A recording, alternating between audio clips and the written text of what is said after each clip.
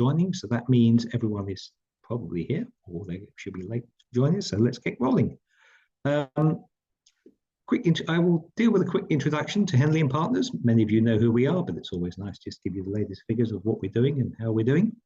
I'm going to talk about wealth migration because this is a very hot topic according to many of the newspapers, as you will see everywhere, and it increasingly becomes more and more relevant. Today, we're going to take a quick trip around the Asia-Pacific region, looking at residence and citizenship programs, and then we're going to focus on Thailand, because we have a special guest on the show. We're going to finish off with a little bit about the new citizenship program in Nauru, which we're very excited about because that was launched earlier this year through Henley & Partners in conjunction with the government there. And of course, if you want a citizenship in the Pacific, that is a quite attractive one. And of course, there's the questions and answers at the end. Joining me in the studio today from London, we have our Associate Director of Private Clients, Yatwan Yung. Good morning. Good morning. Nice and all the way from Thailand, our extra special guest, Mr. Carl Turner of Expat Tax Thailand. Carl's been a good friend of the firm and we've worked together several times. I was on one of his webinars last year, so this is a reciprocal invitation. So thanks very much, Carl, for joining us and welcome. Hello, thanks for having me. Happy to help. Yeah. Okay, so a little bit about Henley & Partners. Many of you know who we are. We have 60 offices around the world, 25 years of investment migration advisory, and we currently advise on over 40 different programs. 15 of those are actually we're advising the government as well as the high net worth individuals that work. And over the years, we've advised over 25,000 clients to get a residency or a citizenship in a country other than where they are at the moment. As a consequence of advising those governments, we have helped them raise over $15 billion in foreign direct investment, which for smaller countries, some of that has been incredibly significant in helping them grow and evolve internationally. As I say, we're split into two parts. Well, actually, they're two parts. Split is the wrong word. Two parts working together, advising the high net worth individuals and entrepreneurs acquiring residence and citizenship around the world, including helping them acquire real estate, if that is one of the requirements for the program, helping them work out the best place to go for their children to be educated, and also some concierge advisory if people need some help sort of booking a yacht to get there. We also advise the government, often discreetly and in the background, helping them understand how residency and citizenship programs can generate much needed foreign direct investment for those countries, or just to help them achieve their objectives in bringing in the right skilled people to help them grow their economies.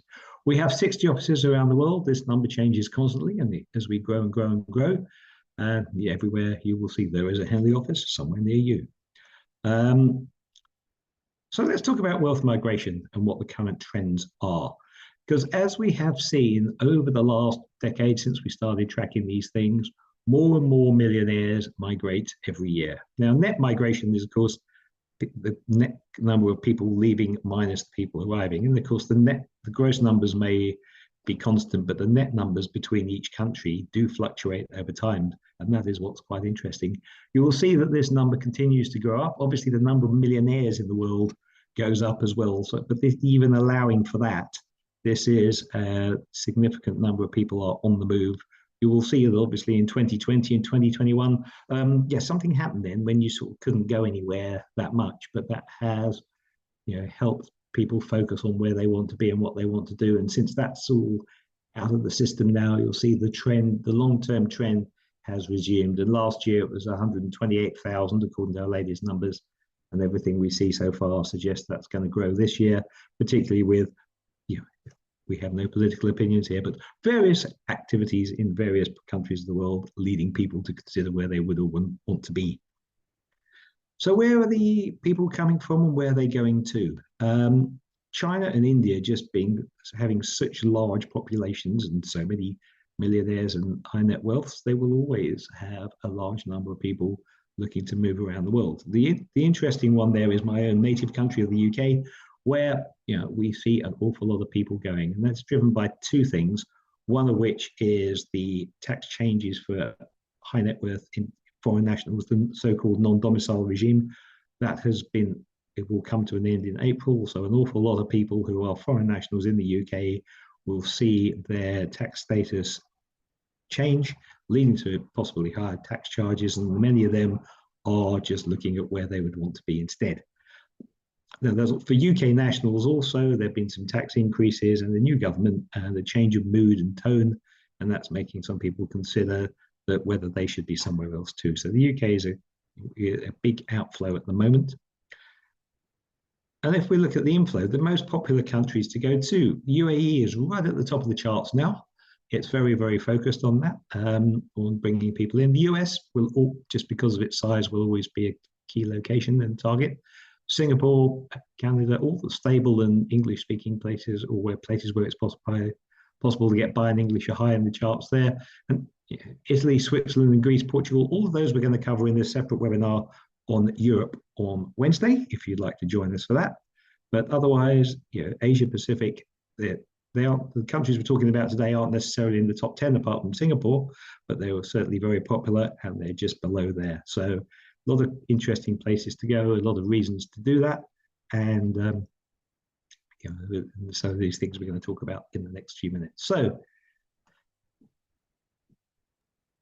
let's have a look at the programs that are available across Asia Pacific, and then I will hand over to Yatwan to take us through each of those individual programs country by country. So if we look over here on the bottom right hand side, we can see in Oceania, Australia, Nauru, and New Zealand have residency and citizenship programs, and Hong Kong, Malaysia, Singapore, and Thailand have residency programs for people that are interested in investing or moving there, or with high skill levels to do that. So if we look at that part of the world, there are multiple options.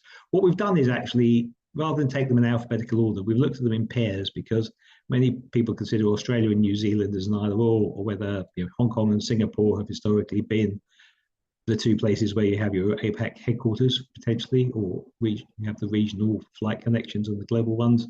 And then Malaysia and Thailand, again, not perfect substitutes by any stretch of the imagination, but often if you're looking for the lifestyle choice, the sort of less city-based and more beaches and countryside, those are the ones where you'd be more interested in going.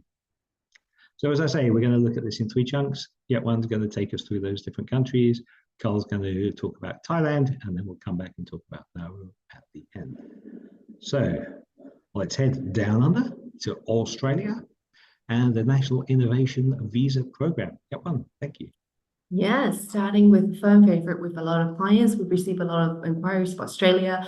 Australia's National Innovation Visa is currently the main visa which we assist clients with, because currently there's no investor visa that is available. So with the National Innovation Visa, it is really a skills-based visa. So what happens is that if a client is interested in applying for this program, we would ask for a CV from the clients, and then we'll have a look, review, and see if that's going to be a potentially eligible profile.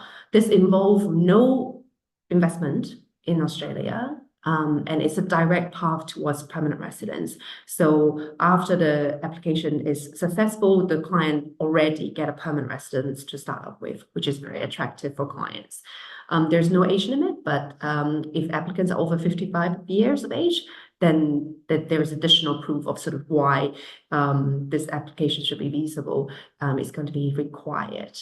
So next up, another one that is also very popular with clients now, because generally with the geopolitical situation in the world, a lot of clients likes to consider sort of the Oceania region, because it's sort of down under.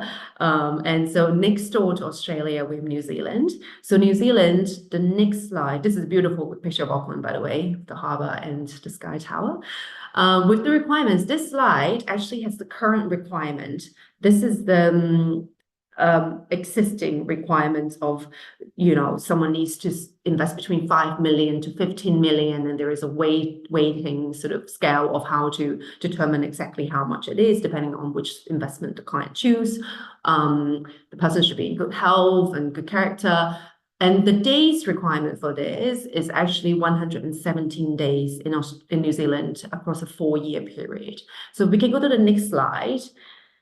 This is the new categories from the 1st of April 2025. So there are two. So instead of saying between 5 to 15 million, and then there's a weighting. So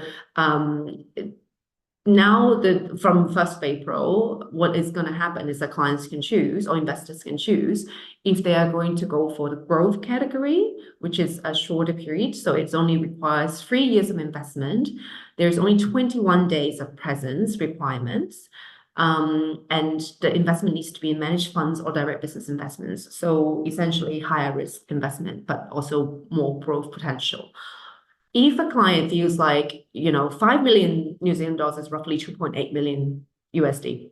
So if a client feels like, I don't want to put that amount in sort of growth investments, then the clients can choose a balanced category, which requires 10 million New Zealand dollars, which is around 5.7 million US dollars. And then they can have a portfolio of sort of with combination of other types of investments like equities and bonds, as well as, property development and still the managed funds and the direct business investments.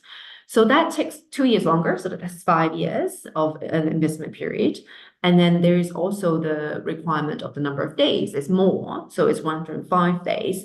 There is a little asterisk down there that explains sort of how if someone maybe it's challenging to find times in the busy schedules to complete the 105 days. Another way to do it is to continue to increase the investment. So an extra 1 million New Zealand dollars would give a 14-day reduction. 2 million would give a 28 days reduction from the 105 days, and so on.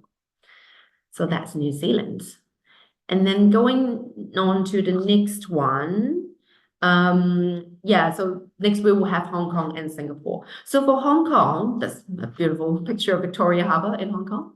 For Hong Kong, there are 5 that are on this slide. Yeah, so there are 5 options. We help clients with all 5 of them. They're all slightly different. So the first one is like basically a point-based visa. The second one is like a talent skills-based visa. If someone came from a university and then they can prove that they had a professional job in a sort of industry, a high earning executive job before they apply.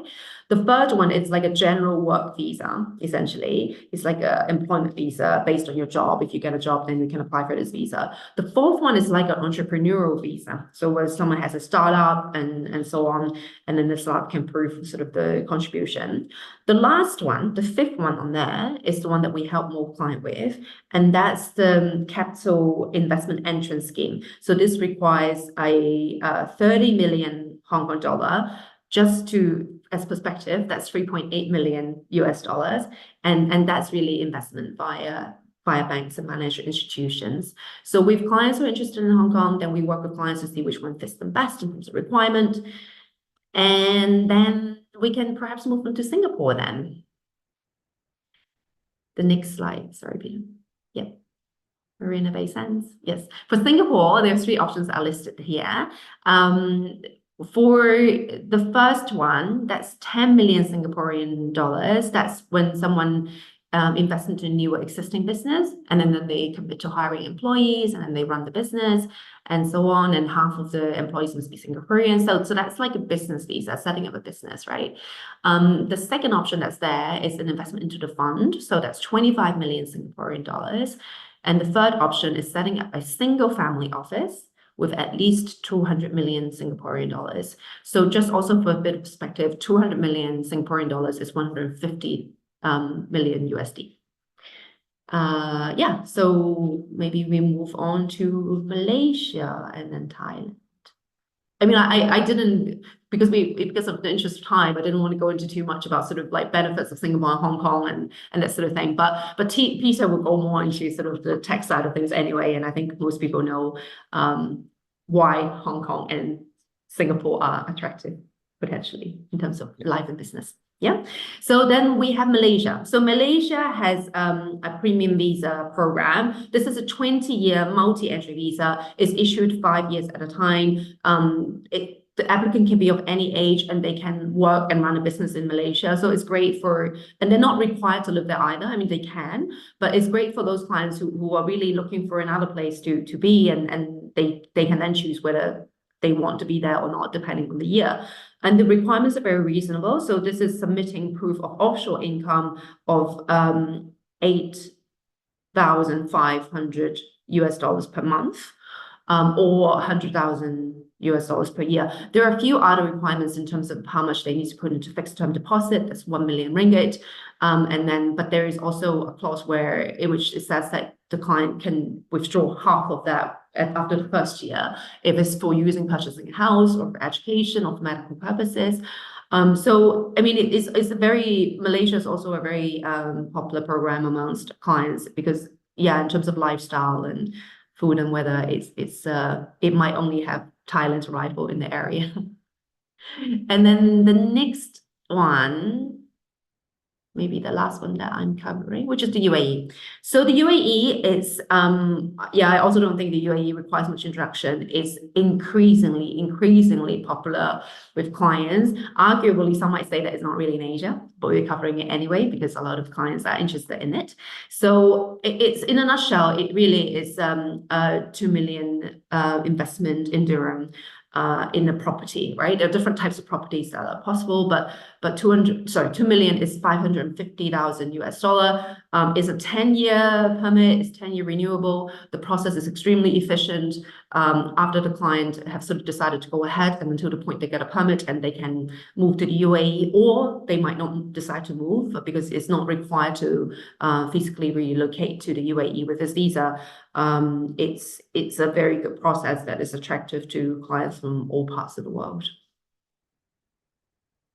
So I'll leave them to Peter again to talk about the tax side of it. Thanks very much, Wang. Yeah, as I say, you could talk much longer about that, but there, as I say, in the interest of time, just give the high spot review there. But I think, the UAE is in there because many people from Asia Pacific find it a very convenient place to be, particularly if they're running a business across multiple jurisdictions. And of course, with the flight connections from there, it's quite attractive. Now, from a tax perspective, one of the questions we get asked most often is, does getting a residence program require you to become tax resident or not? And the thing we always say is that these are two entirely different things. Getting a residence by investment gives you the right to live in the country, but not the obligation. And it's only once you go there or you make your main home there that you potentially become tax resident or not. So we've given a little summary here of all the countries and their requirements. Now, as the UAE has no tax and isn't part of APAC, it really isn't in this table. This comes from our tax library, which is available online. Carl will take you through more details about Thailand as an example of how residence actually works and what the consequences are. But you can see most of these countries, they don't have inheritance tax, they don't have gift tax or wealth tax. Now, Hong Kong and Singapore have similar medium levels of tax. Australia and New Zealand have higher levels of tax generally, and Malaysia and Thailand are somewhere in the middle. So again, the logic of them being roughly pairs of to consider against each other is there. But I think it's helpful to see that all of them have different approaches to taxation. Most of them, once you become tax resident, you will be taxable on your worldwide income, but not necessarily. Hong Kong and Singapore have those lower tax rates, and certain things like foreign capital gains may be exempt, or even capital gains altogether. But it's always worth looking at before you go and where you're moving from, because if you're coming from a much higher tax country, things may look very different than if you're coming from a lower tax country. But like I say, it's not tax applies if you move and how you relocate, where you're coming from, and also it's very much dependent on what type of assets you got, what types of income you've got, and whether you're concerned about selling your business or passing your assets down to your children. So we can always advise on that and have a little discussion as you are considering the visa or residency options. So now I'll sit back again and hand you over to Carl to talk about Thailand. Carl is the co-founder and chief expat advisor of the firm Expat Tax Thailand.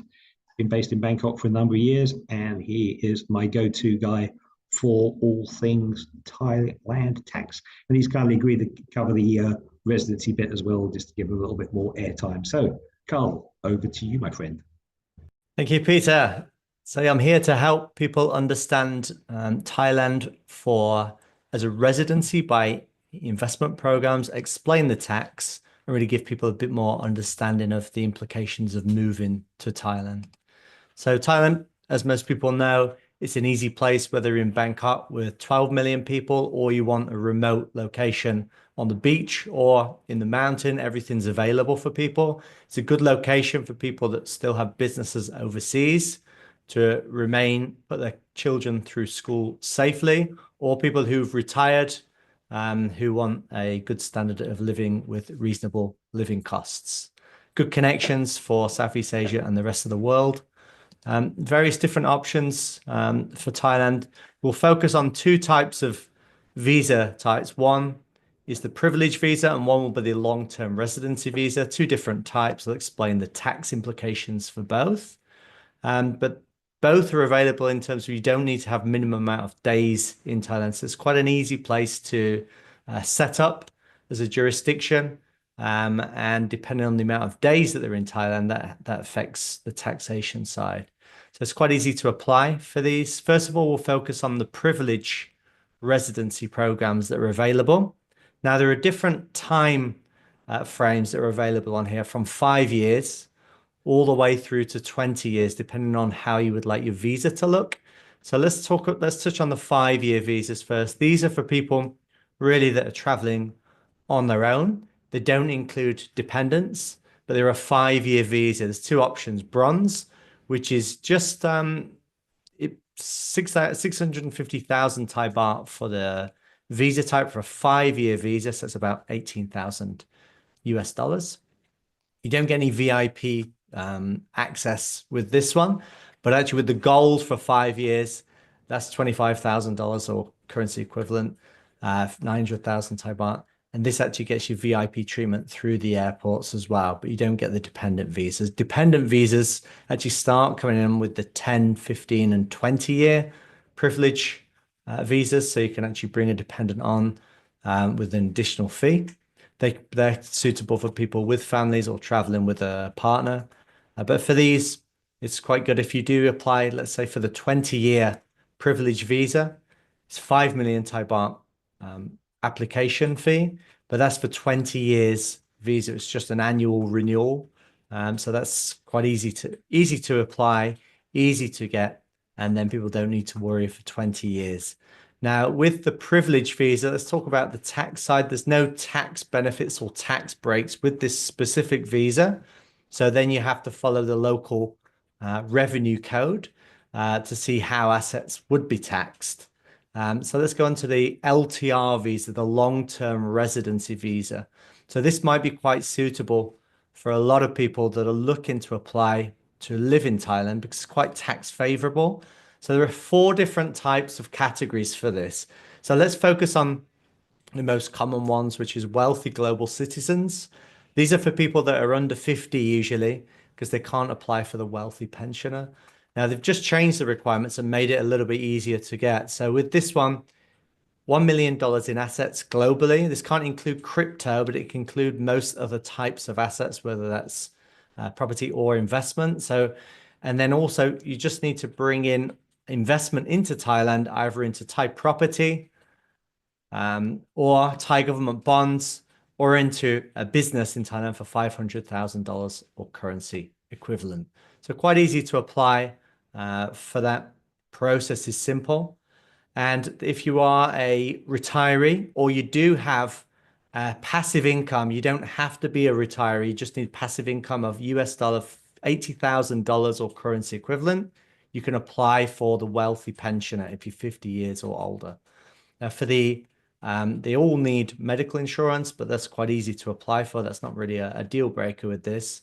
If your income is less than $80,000, but it's more than $40,000, you can still apply, but you need to bring in at least $250,000 to invest into the country, either into property, foreign direct investment into a business, or in Thai government bonds. And there are also 2 other visas: work from Thailand, professional. The requirements are $80,000 per year over the past 2 years. There are different criteria in terms of what the company has to have in terms of turnover. They've just reduced down those figures as well to 50 million US dollars over a 3-year period for the company. And there's another one as well. The next visa is the highly skilled professional. So for this one, you can actually work for a business in Thailand They've actually extended this to if you are a professor as well. So as long as your income's over $80,000 per year, you can qualify this and have this as well. So the good thing with this visa, LTR, if you have the first three visas, so wealthy global citizen and wealthy pensioner, which are the most common ones that we see, all work from Thailand. They're all tax exempt from foreign sourced income. What does that mean? It means in simple terms, if you bring in income from overseas, they are tax exempt in Thailand. So you don't have to worry about the tax in terms of Thailand if you follow the revenue code. So let's talk through the residency programs overview. So for the privilege visa, they don't have the tax exemptions, but the requirements are just a minimum application fee. So a lot easier to get for a lot of people. Minimum is 650,000 Thai baht or $18,000 for the application.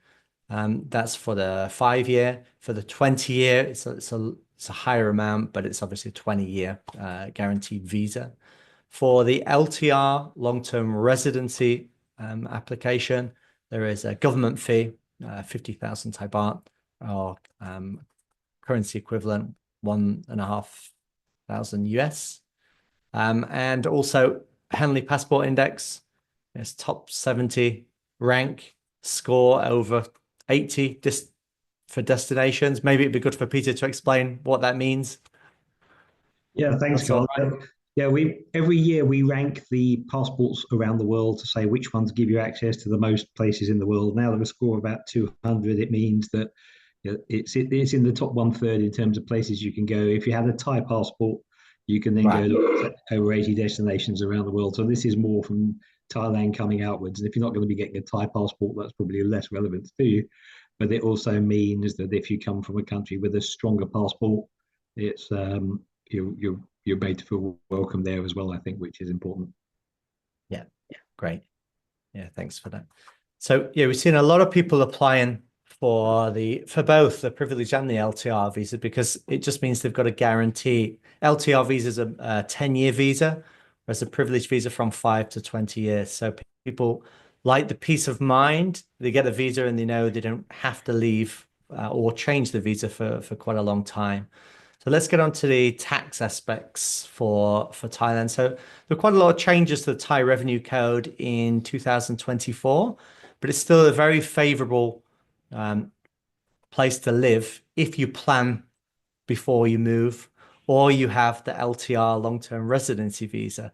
So Thailand is you're taxed not on your worldwide assets, but on a remittance tax basis. So what does that mean? It means if you are a tax resident, so 180 days or more in a calendar year, it means if you bring in, remit foreign source income, so things like investment capital gains or rental property income or salary, then you are taxed on those assets if they're brought in, unless you have the LTR long-term residency visa, which is tax exempt. Very important if people can get that. But if you do have the other option, the prestige option, then you're taxed on the assets that are remitted. So if people are smart and they plan before they move, they could set up the assets, realize gains in a non-Thai tax year and get things quite efficient to move to Thailand, even without the LTR option. They don't have wealth tax, so you're not taxed every year on your assets that are overseas. And if people do want to gift assets to any dependents, then they can gift up to 20 million Thai baht per year without any gift tax, which is quite important. Inheritance tax is quite low, very different to a lot of other inheritance tax around the world. So if you're a Thai tax resident, what it actually means, the inheritance tax is for beneficiaries. So let's say I have a wife, 3 kids. I could give them up to 100 million Thai baht, so $3 million per person in Thailand, and not have any inheritance tax. So if you plan quite smartly or your beneficiaries are overseas, again, inheritance tax is quite easy to avoid and structure quite well in Thailand. So everyone has to file a Thai tax return if they're a Thai tax resident and they've got income. Yeah, so that's quite interesting. But again, just to focus again on the LTR, wealthy global citizen, and the wealthy pensioner, which are the majority of the applications. if they plan smartly and they bring in the income in the next tax year, there's no tax, no income tax in Thailand. So it's quite an efficient place to live and work if they've got a business overseas, or to retire if they are efficient. If they do want to use the normal scales, that's on the right-hand side. You can see over 5 million Thai baht in income, so $150,000 or currency equivalent, remitted into Thailand is at 35%. But, if people plan quite well, yeah, this can be avoided. Thanks, Carl. I think I'll actually take a couple questions here, because I think, as you say, the combination, I think, of the low cost of living and the remittance basis means that it makes it very attractive, doesn't it? Because I think people only have to bring in as much as they need to live on, and then they only get taxed on that. So I think that's really what makes Thailand attractive compared to other countries. Is that fair to say? It is, yeah. So especially if people are bringing in assets to purchase a property and set themselves up, if they do that in the year that they move, when they're not a tax resident, then all of these assets they remit in are not taxable in Thailand. So they can set themselves up, and then actually all they would need to spend money on will be their living costs that they're spending within Thailand. Their costs overseas, because it's a remittance tax basis, are not taxed. So it's quite an efficient place to live. And even if they do have a lot of costs, let's say they've got kids at international school or something like this, then they could use some of the other visas like the LTR and remit in the income tax free as well. So yeah, there's quite a lot of good options. But for tax exempt pensioners, I know on the webinar of yours that I was on, I think there's an issue in some countries if the pension's not being taxed in Thailand, does the other country still withhold tax on it? And I think that's something that people do need to watch out for. It is. Yeah. So you've got to be quite careful. For US nationals, if they are remitted in a pension and they don't have LTR visa or their privilege visa, then if they do bring in the income, it's taxable in Thailand. They have to claim the money back in the US. So there are some complications. It's not as simple and straightforward. It depends on the double taxation agreements. But yeah, it can be quite efficient if people plan smartly with this. Yeah. Some countries difficult to get an entity tax code for Thailand because it is a remittance tax basis. And other countries like Australians with the superannuation, that's taxed if they remit that in. So it's important they do some planning beforehand with the LTR visa, or planning the year before they become a tax resident. Oh, that's great. And of course, if they need that people know exactly who to come to for that, of course. On the privilege bit, when you talked about VIP services, I always see that, and I'm always curious what that actually means. So what is a VIP service? It's really useful if you are flying in and out on a regular basis. So it means you don't have to queue. It's basically like business class or first class. It's fast track through the airport. If you've flown, let's say you've just flown within Thailand, or you've flown within Southeast Asia and you've not got a business, for example, then you can go through the fast track. Also, it includes taxi service to your home or airport, so you can have pickup as well, both ways. So it's quite useful. Some of them as well have different privileges for golf and things like this. It depends on the package that they have and what's available. But yeah, it's useful to have as an add-on. And also, if people do have the privilege visa, if people need anything within Thailand and they show that they've got this, yeah, it does help. To be quite honest, yeah, people are treated. So it's like your own sort of bat phone to sort of summon assistance when you need it. Yeah. Exactly. Yeah. It is quite useful. Really is okay, that's interesting. I just check if we've got any more Thailand specific questions. Yeah. Okay. So let's just move on just a little bit. One. Could you tell us a little bit about? Firstly, thanks, Carl. We'll bring you back at the end, but thank you very much for that. That's really informative, and appreciate all your help in putting this together as well. So, One, do you want to take us a little trip to Nauru? To Nauru, yes, of course. So Nauru is a citizenship and investment program. So everything what we've spoke about so far today, they are all residence programs that gives you a residence permit. But Nauru is a citizenship by investment programs, which means if successful, in the end, the client can become a citizen of Nauru itself. So some clients, if they have a passport currently that is from a country in which they need visas to travel to quite a few places, then the clients, of course, immediately then see the benefit of having this another passport or alternative passports for a visa-free travel purpose. Because with a Nauru passport, you can travel to Hong Kong, Ireland, Singapore, the UAE, the UK, and so on and so forth without needing to get a visa, right? So, however, of course, sometimes some clients will be from countries where let's say the UK or other parts of Europe or US, and their passports is already ranked quite high on Passport Index in terms of they already have a lot of visa-free travel access. Sometimes clients will ask them, why do I need another passport? Because my current passport is pretty good. Yes, but also nowadays with everything that's happening in the world, like a lot of clients are also just wanting to have another plan, like an alternative ready in a country that is politically neutral, and it could be a very valuable safety net in challenging times. Yeah.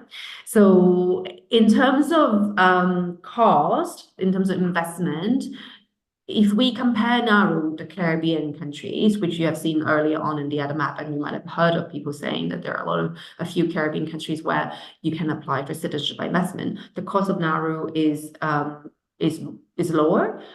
So the minimum cost is $130,000 for a single applicant. For a family, even up to 5 members, the minimum cost is $140,000. And this is a contribution towards climate crisis solution in the South Pacific in Nauru, because it is a country that is challenged by rising sea levels and so forth. So it is a very good program that we are very proud to have been able to launch and assist with since earlier this year. So yeah, so I mean, if whether it is Nauru or whether it is any of the other countries that we've spoken about today or the ones that we've shown on the map, if you're interested in learning more about any of these particular programs, you'll be most welcome to contact us. And then one of our advisors will be able to talk you through with the different programs and options and help you figure out which might be the best option for you and your family given your circumstances. Thanks, Wang. And just, it was Carl asked the question earlier about the passport index, which was not a planted question, interestingly. But you see here that the Nauru passport is actually stronger than the Thailand one in terms of countries with visa-free access to. It's only slightly higher, but it's top 60 rather than top 70. It's still showing us over 80, so it's only going to be 3 or 4 more, but it will be different ones. And as you say, certain passports, even if they're stronger, having a second one, because there may be individual countries don't like other individual countries at some point in the future, so it may be good to have a second one. And say this is a classic example of where our work with governments helps them raise money for very, very specific purposes. And yes, I did linger on those photos because it does look pretty idyllic there. Because there is no tax, I haven't been able to justify a business trip there to investigate the tax system, although I have been asking. But yes, it does look like a useful and valuable tool to have in your briefcase if you need to travel a lot. But yes, so anyway, I thought as we're covering APAC, it was a good one to talk about. So we do have a couple more questions and answers. So I will be DJ and farm some of these out, and let's see who we've got these questions for. Is Nauru citizenship open to Iranian nationals? I'm actually checking that right now. I do not believe so, but Peter, you picked out of the 4 questions the one that I need to check. Okay.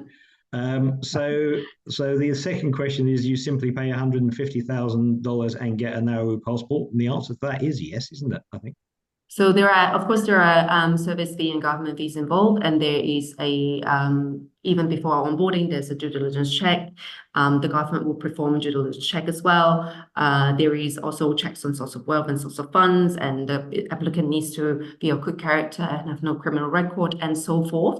But all that we can explain to you sort of in more further details in terms of how exactly it works. But yeah, like I mean, it is the main contribution itself is less than $150,000. So with respect to a top anonymous attendee who has asked this and not given his name, again, if you pass all the due diligence checks, then you will get it. If you are a Bond villain then you probably wouldn't, but chances are most Bond villains don't join our calls anyway. So I think that's the basic situation. But if someone's got more detailed questions, then please do get in touch. We can definitely talk you through that and how it applies to you. So thanks for those two questions. Yeah, and coming back to Iran, so I wanted to check to make sure. But yeah, unfortunately Iranian citizens are not eligible to apply for Nauru. So my memory did serve me correctly, but I wanted to make sure before I answer the question. But if you are representing an Iranian national and wanted to have a chat about options and so forth, you are still welcome to contact us. Because there are some countries schemes that are open to Iranians, aren't there? So it's so if that person, I won't name your name in broad light daylight, but yes, thanks for that. Yeah, please do get in touch, and we'll see what options are available for you or your client in that respect. We've also got a question about Qatar and Abu Dhabi. Now, Abu Dhabi, of course, is in the UAE.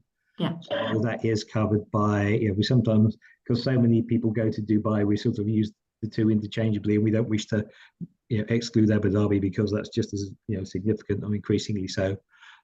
So yes, so Abu Dhabi would be covered by the UAE anyway. I think Qatar does have a program.